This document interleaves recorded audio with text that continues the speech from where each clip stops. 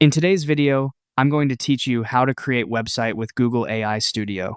First, open your browser and search for Google AI Studio.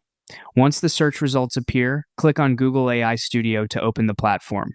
This is where you can use Google's AI tools to help generate and build a website much faster than starting from scratch.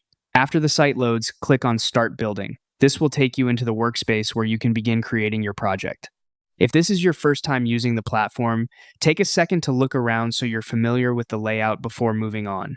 Next, type in your prompt, or paste in a finished prompt if you already prepared one ahead of time. This prompt is important because it tells the AI what kind of website you want to create, including the style, layout, and overall purpose. The clearer your prompt is, the better your result will usually be. Once your prompt is ready, click on Settings. In the Settings area, choose the latest model available.